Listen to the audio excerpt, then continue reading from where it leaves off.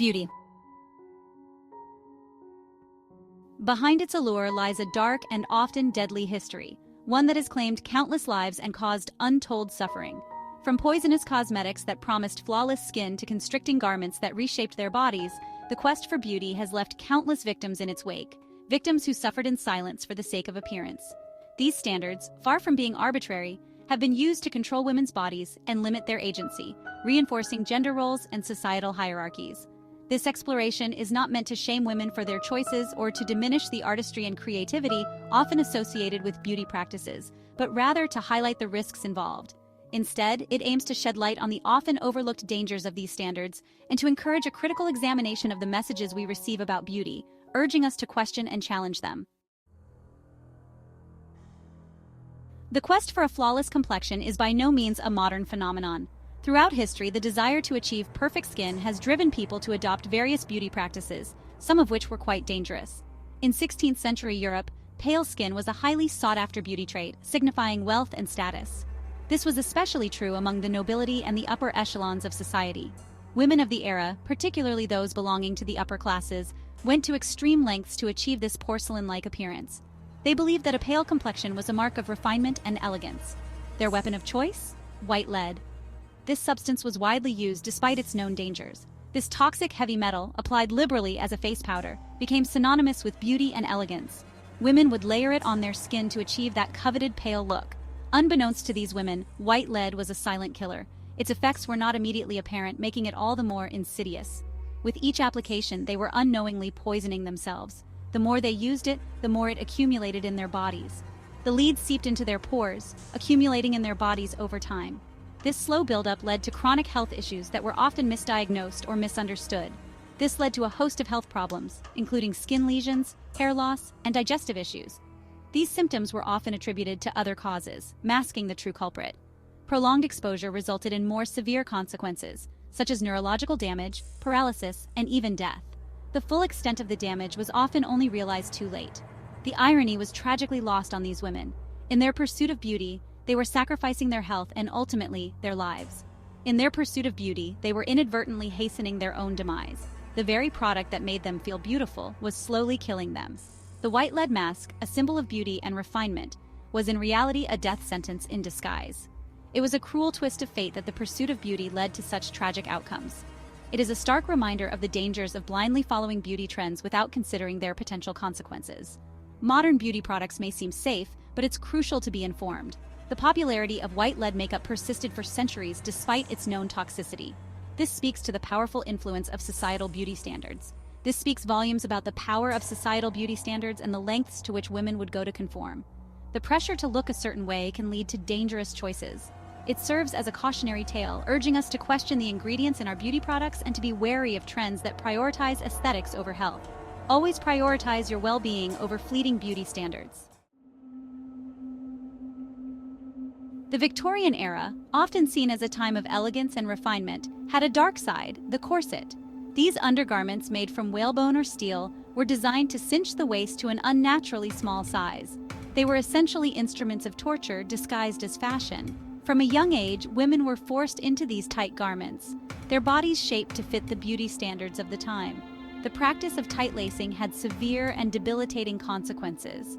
The pressure on internal organs led to numerous health problems.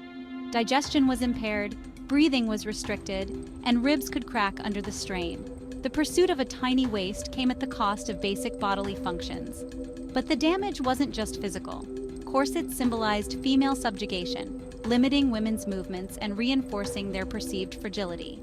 Women were literally and figuratively squeezed into a confined space, their freedom and autonomy stifled by the very garment that promised beauty and desirability. Though corsets are no longer a staple in women's wardrobes, they remind us of how fashion has been used to control and restrict women's bodies. It makes us question the price we pay for beauty and challenges the idea that beauty should come at the expense of comfort, health, or freedom. The pursuit of lighter skin is not a trend confined to the annals of European history. Colonialism, with its legacy of oppression and racial hierarchy, played a significant role in perpetuating the idea that lighter skin was superior. In colonized nations, fair skin became associated with European beauty standards, power, and social mobility. This led to the proliferation of skin lightening products, marketed as a means to achieve success and acceptance. These products, often containing harmful chemicals like mercury and hydroquinone, promised to erase years of colonial oppression with the swipe of a cream. But the reality was far more insidious. These chemicals, far from being harmless beauty aids, posed serious health risks. Prolonged use led to skin discoloration, scarring, and even mercury poisoning.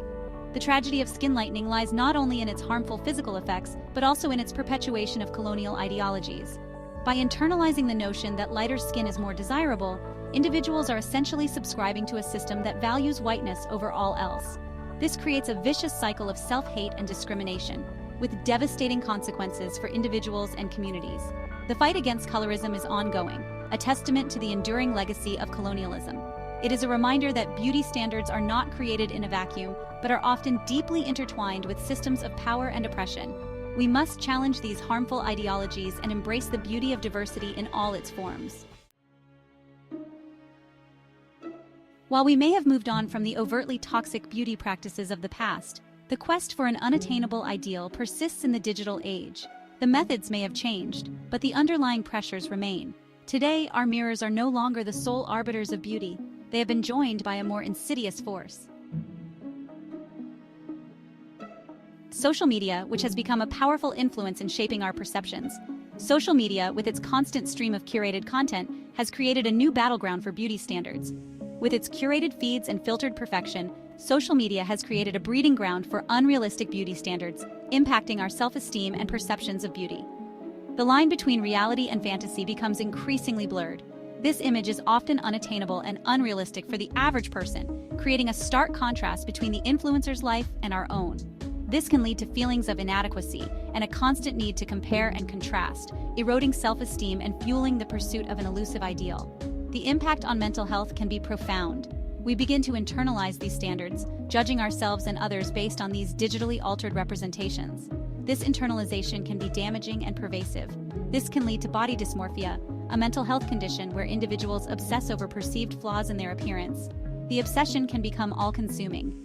It is crucial to remember that what we see on social media is rarely an accurate reflection of reality. Behind every post, there is often a team of editors and a multitude of filters. These images are often manipulated, edited, and filtered to present a specific narrative. The reality is often far removed from what is portrayed.